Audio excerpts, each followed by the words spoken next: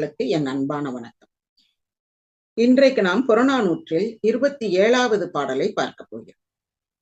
இந்த 27வது பாடல் சோழன் நலங்கிள்ளியை முதுகண்ணன் சாத்தனார் என்பவர் பாடியது.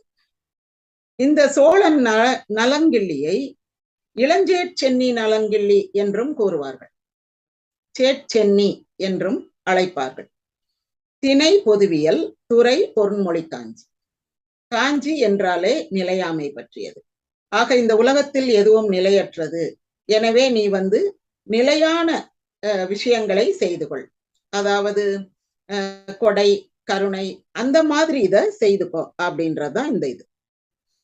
சேற்று வளர் தாமரை பயந்த ஒன் கேள் நூற்றிதழ் அலரின் நிறை கண்டன்ன வேற்றுமையில்லா விழுத்தினை பிறந்து வீற்றிருந்தோரை எண்ணுங்காலை உரையும் பாட்டும் உடையோர் சிலரே, மறையிலை போல மாய்ந்திசினோர் பலரே, புலவர் பாடும் புகழுடையோர் விசும்பின் வலவன் ஏவா வானவூர்தி எய்துப என்ப தம் செய்வினை முடித்து எனக் கேட்பல்.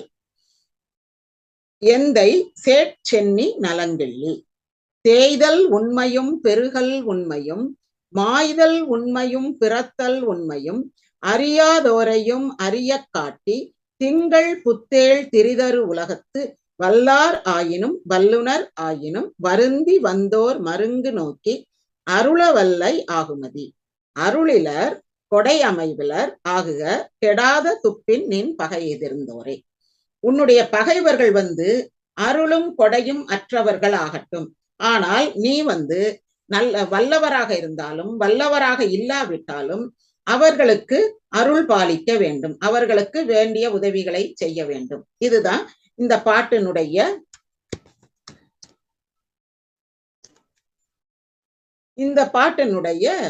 ஒரு சுருக்கமான கருத்து. இப்போ இருந்து பார்ப்போம். சேற்று வளர் தாமரை பயந்த, சேற்றில் வளர்கின்ற தாமரை கொடி, பயந்த என்றால் பெற்றெடுத்த, பெற்றெடுத்தனா என்ன, அதில் பூத்திருக்கும் ஒன் கேள் நூற்றிதழ் அலரின். ஒன் கேள்னா ஒளி பொருந்திய, நூற்றிதழ் நூற்றுக்கணக்கான இதழ்களை கொண்ட தாமரை மலர்கள் நிறைய இருப்பதை போல. நிறை அப்படின்னா வருஷ வரிசையான அர்த்தம். அப்போ அந்த நிறைய தாமரை பூக்கள் அந்த சேற்றில் வளர்ந்திருக்கும் தாமரை கொடிகளில் பூத்திருக்கு. அதுபோல வேற்றுமையில்லா விழுத்தினை பிறந்து வீற்றிருந்தோரை என்னும் காலை. விழுத்தினை, திணை என்றால் ஒழுக்கம், 3 சுழினை போட்டா ஒழுக்கம், 2 சுழி போட்டா நம்ம மில்லட். விழு என்றால் விழுமியம், சிறப்பான உயர்வான, உயர்வான ஒழுக்கம் உடையவர்கள். வேற்றுமை இல்லாத உயர்வான ஒழுக்கம் உடையவர்கள்னா தவறுகள் நேரிடாத, தவறுகள் செய்யாத நல்ல ஒழுக்கத்தை உடையவர்கள். வீற்றிருந்தோரை, அந்த குடியில் அல்லது நல்ல குடும்பத்தில் பிறந்து வீற்றிருந்தோரை எண்ணுங்காலை, அந்த மாதிரி இருக்கக்கூடிய மன்னர்கள். தாமரை மலர் போல நிறைய மன்னர்கள் அந்த காலத்துல இருந்திருக்காங்க. அப்படி சேற்றில் பிறந்த செந்தாமரை போல நூற்றிதழ் மலர்கள், நூற்றுக்கணக்கான இதழ்களை கொண்ட தாமரை மலர்களை போல நல்ல குடிப்பிறந்த நல்ல ஒழுக்கத்தில் சிறந்து விளங்கும் மன்னர்கள் பலர் இருக்கும் வேளையில் உரையும் பாட்டும் உடையோர் சிலரே. அவர்கள்ல சிலர் தான் பாடப்பெற்றவர்கள். இப்ப நம்ம பாடல் பெற்ற ஸ்தலம்னு சொல்றோம்ல, கோயில்கள்லாம், அதே மாதிரி பாடப்பெற்றவர்கள், புகழப்பட்டவர்கள் அப்படின்னா அது சிலரே. அது எப்படி? உரையும் பாட்டும், வார்த்தைகளால புகழ்வது, பாட்டால புகழ்வது. அப்ப அந்த பாணன் புலவர் 2 பேரையும் குறிக்கும். புலவர் என்ன பண்ணுவாரு? இயல் பாடல் அப்படின்னு சொல்ற மாதிரி செய்யுள்ள புகழ்வார். பாணன் எப்படி புகழ்வான்? பாட்டுகள் பாடி புகழ்வான். அப்ப உரையும் பாட்டும் உடையோர் சிலரே, மறையிலை போல மாய்ந்திசினோர் பலரே. மறை அப்படின்னா இது முதல் குறை என்னன்னா தா என்ற முதலெழுத்து குறைந்து வந்திருக்கிறது.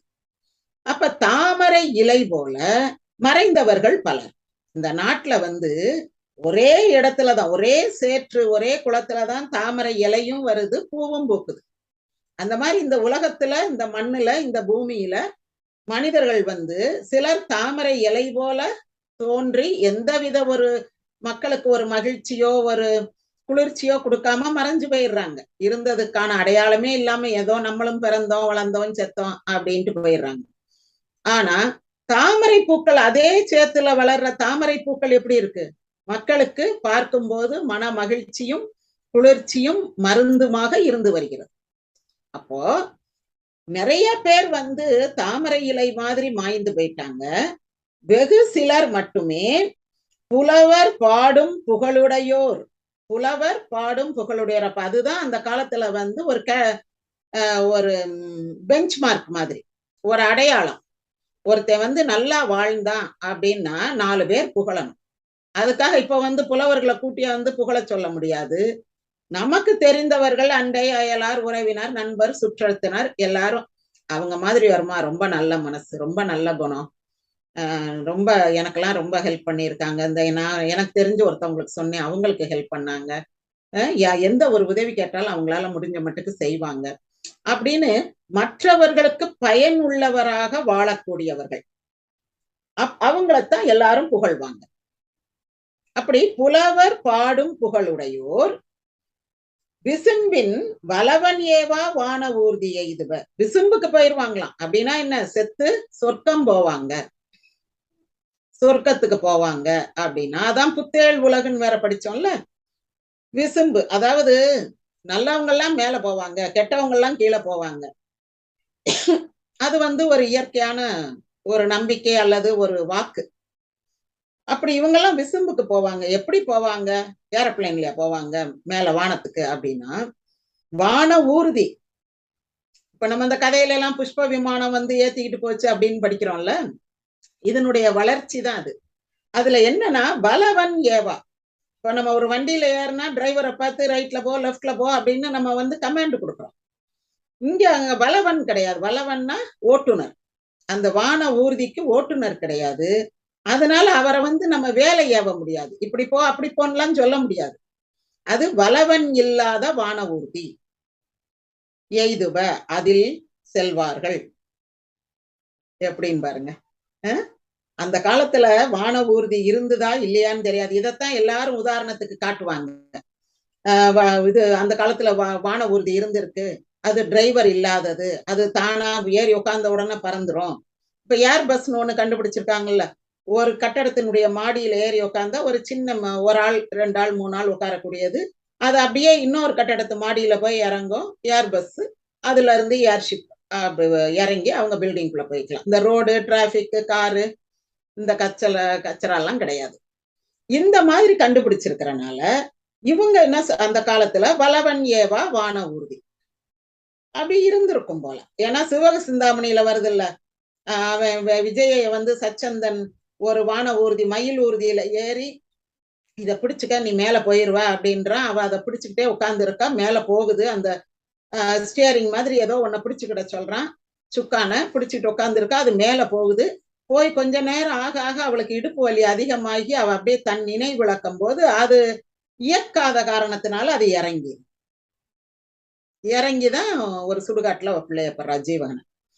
அப்போ அந்த காலத்துல வந்து ஏதோ ஒரு வான ஊர்தி இருந்திருக்கு. அது வந்து ஏறி உட்கார்ந்தவங்களே இயக்கி கொண்டு மேல போவாங்க போல.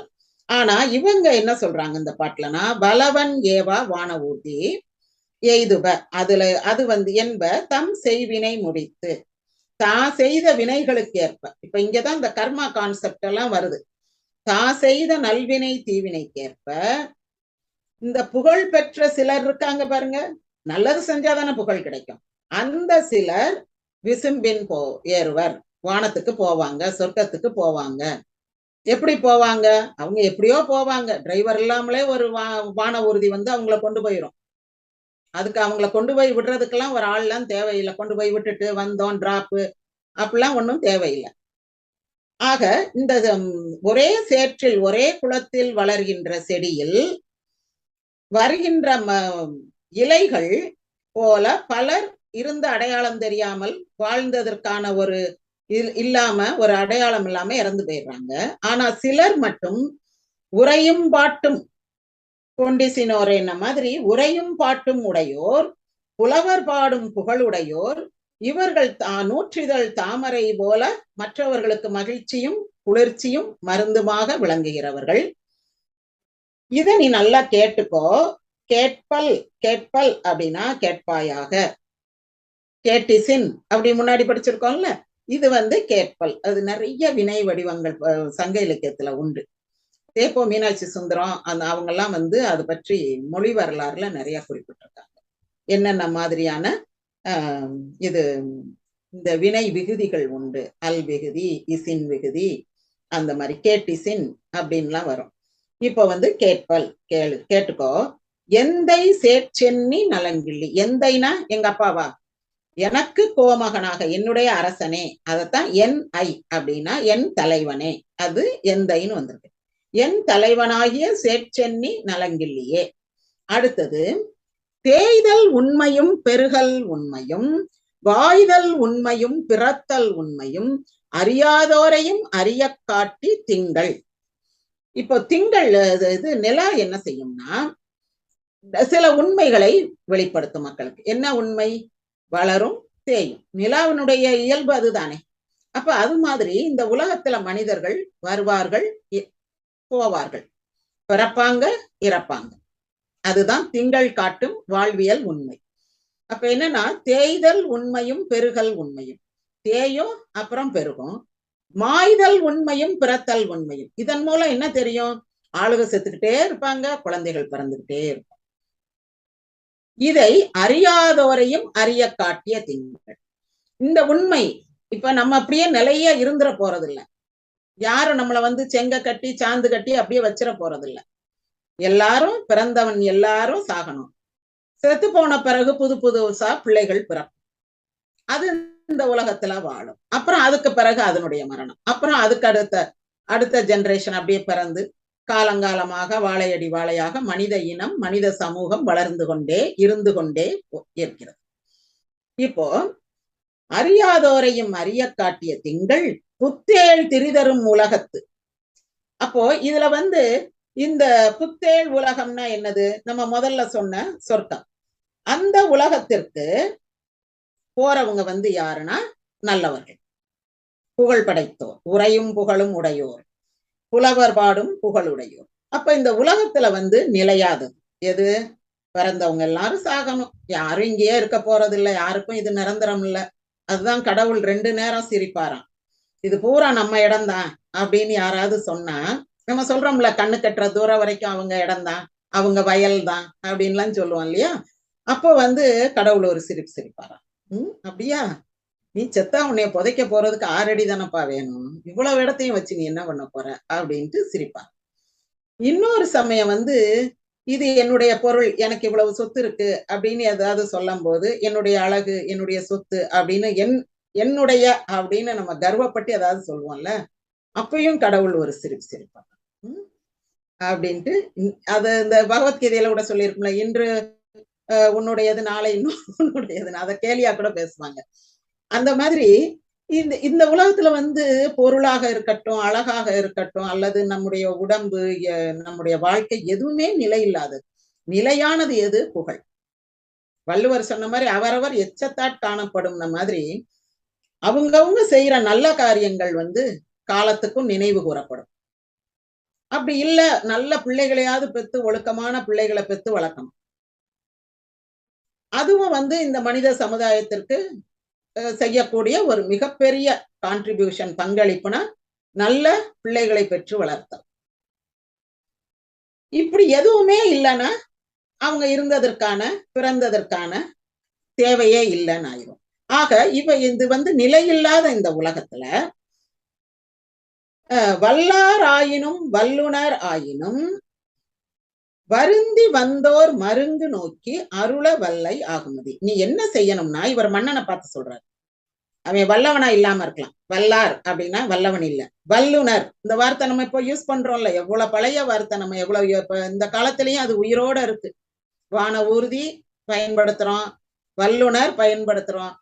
அதுதான் தமிழ் இஸ் எ லிவிங் லாங்குவேஜ்ன்றது. Living classical, only one language in this world is Tamil. வேற எந்த கிளாசிக்கல் லாங்குவேஜும் லிவிங் லாங்குவேஜ் கிடையாது.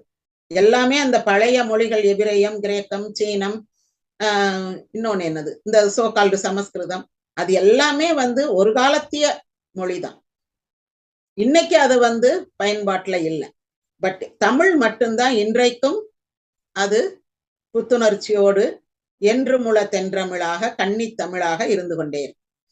இப்ப வல்லார் ஆயினும் வல்லுனர் ஆயினும் அவங்க வல்லவர்களாக இல்லையோ அல்லது வல்லவர்களாக இருக்கிறாங்களோ, எப்படி இருந்தாலும் சரி, வருந்தி வந்தோர் உங்ககிட்ட ஒரு உதவின்னு கேட்டு ஒரு கவலைப்பட்டு ஒரு இல்லாமல் ஒரு சிரமப்பட்டு வந்தா மருங்கு நோக்கி அவர்களை நன்றாக அவங்கள இந்த கிட்ட விடாம தள்ளி அங்க நிக்க வைக்கிறது.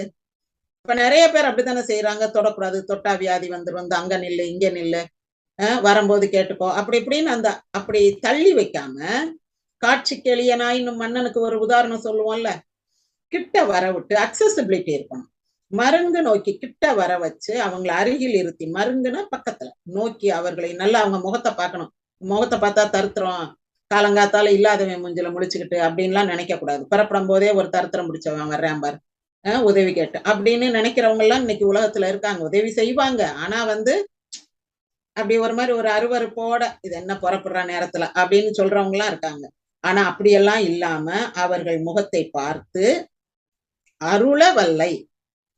ஏன் இங்க அருள் அருள் அருள்னே சொல்றாரு இந்த பாட்டுல அப்படின்னா, அருள் என்பது தெரியாதவர்களிடத்தில் காட்டும் அன்பு. தெரிந்தவர்களிடத்தில் காட்டுவது அன்பு, சாதாரண பரிவு, பாசம், இதெல்லாம். எனக்கு அவங்க மேல ரொம்ப பிரியம் அப்படின்னா அது என் அண்ணன் பிள்ளையா இருக்கலாம், தங்கச்சி பிள்ளையா இருக்கலாம், இல்ல என் ஃப்ரெண்டு பிள்ளையா இருக்கலாம். ஆனா அருள் என்பது இன்னார் இனியார் எனாது எல்லோரிடத்தும் காட்டும் அன்பு. அது இறைவனுக்கு மட்டுமே உரிய பண்பு. அந்த பண்பு இந்த மன்னனுக்கு இருக்கணும். ஏன்னா மன்னனை நம்ம இறைவனின் மறு படைப்பாக பார்க்கிறோம். டிவினிட்டி ரைட்ன்றாங்கல்ல, இப்ப பிரிட்டிஷ் மன்னர்கள்லாம் நாங்க அப்படி தெய்வத்துல இருந்து வந்தவங்க அப்படின்வாங்க. அந்த இன்ஹெரிட்டன்ஸ் டிவினிட்டி ரைட் அப்படின்வாங்க. தெய்வமே அந்த மனிதனாக பிறந்திருக்கிற மாதிரி ஒரு நம்பிக்கை. அப்போ அதுக்கு ஏன் அப்படி சொல்றாங்கன்னா, நீ எல்லா இடத்துலயும் எல்லாரிடத்திலும் இந்த நாட்டுல இருக்க எல்லாரிடத்துலயும் ஒரு தாய் போல நடந்துக்கிறாங்க. தாய்க்கு பிள்ளைகள்கிட்ட நல்லவனோ கெட்டவனோ சேட்டக்காரனோ அமைதியானவனோ எல்லாரிடத்திலும் ஒரே மாதிரி அன்பா இருப்பா. இன்னும் கெட்ட குமாரனிடம் கூடுதல் பிரியமுடையவர் ஆண்டவர். அப்படி இருக்கும்போது நீ எல்லாரிடத்திலும் அன்பாக இருக்கணும். அதுதான் அருள். எல்லாருக்கும் உதவணும், அதுதான் அருள். பகைவனுக்கு அருள்வாய் நன்னெஞ்சேன்னு பாரதியார் சொல்றாருல, பகைவனாக இருந்தாலும் அவனிடத்திலும் அன்பு செலுத்துதல் தான். அப்ப அருள வல்லை ஆகுமதி. நீ அவன் கெட்டிக்காரனோ முட்டாளோ யாரா இருந்தாலும் உங்ககிட்ட அவன் வருந்தி, இயலாமை தானே, இல்லாம தானே ஒரு ஆள்கிட்ட நம்ம ஒரு உதவி கேட்கிறோம். எந்த உதவியாக இருந்தாலும் நீ அதை செய்ய வல்லவனாக இரு, செய்ய தகுதி படைத்தவனாக, செய்ய மனமுடையவனாக. மனசு வேணும். எவ்வளவு சொத்து இருந்தாலும் மனசு வேணும். அப்படி இரு ஆகுமதி. நீ அருள் உடையவனாக இருக்க வேண்டும். அதுதான் உனக்குரிய பண்பு. அடுத்து ஒண்ணு சொல்றாரு பாருங்க, அருள் இலர். அருள் இல்லாதவர்கள் யார் தெரியுமா? கொடை அமைவல்லர். கொடைக்கு தகுதி இல்லாதவங்க, வழிவகையற்றவர்கள். எது இருந்தா தானே கொடுக்க முடியும். யாருன்னா, கெடாத துப்பின் நின் பகை எதிர்ந்தவரை. உன்னை புத்தி இல்லாம, துப்புனா புத்தி, உன்னை எதிர்க்கலாமான்றத கூட தெரிஞ்சுக்காம உன்னை எதிர்த்து அந்த இதெல்லாம் நாட்டையும் இழந்து செல்வத்தையும் இழந்து மனை மக்களையும் இழந்து அப்படி நிக்கிறாங்கல்ல, அவங்க அருள் இல்லாமல் போகட்டும், கொடைத்திறன் இல்லாமல் போகட்டும். அவங்களுக்கு அந்த ரெண்டும் கிடையாது. ஏன்னா அவங்க கிட்ட அந்த பணம் காசு அதெல்லாம் கிடையாது. அது எல்லாமே இவங்க கொள்ளையடிச்சுட்டு வந்துருவாங்க. நாடு கிடையாது, விளைச்சல் கிடையாது, என்ன இருக்கு கொடுக்கறதுக்கு? இன்னொரு பாட்டு இருக்கும், அவங்க எல்லாம் காட்டுக்குள்ள இருக்காங்க, நீ நாட்டுக்குள்ள வளமையான நாட்டுக்குள்ள இருக்கன்னு அடுத்த பாட்டு. அந்த மாதிரி உன்னுடைய பகைவர்கள்லாம் கொடையற்றவர்களாக, அருளற்றவர்களாக, தன்னழியற்றவர்களாக போகட்டும். அவங்ககிட்ட ஒண்ணும் கிடையாது, எல்லாமே உங்ககிட்ட தான் இருக்கு. அப்ப உங்ககிட்ட இருக்குல்ல, நீ என்ன செய்யணும் அப்படின்னா, இல்லாதவர்களுக்கு, ஏழைகளுக்கு, வல்லவராயிருந்தாலும் வல்லவராக இல்லாவிட்டாலும் உன்னை நெருங்கி நின்று கேட்கும் போது நீ அவர்களுக்கு உதவி செய்ய வேண்டும். ஏன்? இந்த உலகத்துல எல்லாமே வளரும் தேயும். பிறப்பவர்கள் இறப்பார்கள், இறப்பவர்கள் பிறப்பார்கள். அது மாதிரி உன்கிட்ட இருக்கிற பணம் இன்னைக்கு இன்னொருத்தன்ட்ட போகும், இன்னொருத்தன்ட்ட இருக்கிறது உன்கிட்ட வரும். அப்படி இருக்கிறனால நீ இந்த செல்வம் எல்லாம் நிலையானது, அப்படியே அதை வச்சு இது அவ்வளத்தையும் முழுசா நம்மளே அனுபவிக்கணும்னு நினைக்காத. எல்லாருக்கும் கொடு. அப்படி கொடுத்தா நீ குளத்துல இருக்க தாமரை மலர் போல மக்களுக்கு மகிழ்ச்சி அளித்தவனாவாய். அல்லது வெறுமன அந்த இலை இலையா பெருசு பெருசா இருந்து அது காஞ்சு போகுதில் பாரு, அந்த மாதிரி தாமரை இலை மாதிரி யாருக்கும் பயனற்று போய்விடுவாய். இப்ப புரியுதா? முதல்ல எதுக்கு தாமரை செடியை சொல்லி, அதுக்கு பிறகு நல்லது செய்தவர்கள் என்ன செய்வாங்க, உங்களுடைய நல்வினைப்படி நல்லது செய்தவர்கள் துறக்கம் சொர்க்கத்துக்கு போவாங்க. அங்க போறதுக்கெல்லாம் ஏரோப்ளேனே தேவையில்லை, அதுக்கு டிரைவரு பைலட்லாம் தேவையில்லை, அப்படி நீங்க போயிடலாம் அப்படின்னு சொல்லி, இந்த உலகம் நிலையில்லாதது, இங்க வருவதும் போவதும் இயல்பு, அப்படி இருக்கிறனால நீ உன்னிடத்தில் உதவி என்று கேட்டு வந்தவர்களுக்கு மனமு உதவி செய்வாயாக. அதுதான் மருங்கு நோக்கின்றது. கேட்டவங்களுக்கு கொடு அப்படின்னு சொல்லல, மருங்கு நோக்கி அவர்களுடைய துன்பத்தை உன்னுடைய துன்பமாக உணர்ந்து உணர்ந்து உதவுக அப்படின்னு சொல்லி முடிக்கிறேன். ஒரு தடவை பாட்டை மட்டும் வாசிக்கிறேன். சேற்று வளர் தாமரை பயந்த ஒன்கேள் நூற்றிதழ் அலரின் நிறை கண்டன்ன வேற்றுமை இல்லா விழுத்தினை பிறந்து வீற்றிருந்தோரை எண்ணுங்காலை உரையும் பாட்டும் உடையோர் சிலரே மறையிலை போல மாய்ந்திசினோர் பலரே புலவர் பாடும் புகழுடையோர் விசும்பின் வலவன் ஏவா வானவூர்தி எய்துவ என்ப தம் செய்வினை முடித்து என கேட்பல் எந்தை சேர்ச்சென்னி நலங்கிள்ளி தேய்தல் உண்மையும் பெருகல் உண்மையும் மாய்தல் உண்மையும் பிறத்தல் உண்மையும் அறியாதோரையும் அறிய காட்டி திங்கள் புத்தேள் திரிதரும் உலகத்து வல்லார் ஆயினும் வல்லுனர் ஆயினும் வருந்தி வந்தோர் மருங்கு நோக்கி அருள வல்லை ஆகுமதி. அருளிலர் கொடை அமைவல்லர் ஆகுக கெடாத துப்பின் நின் பகை எதிர்ந்தோரே.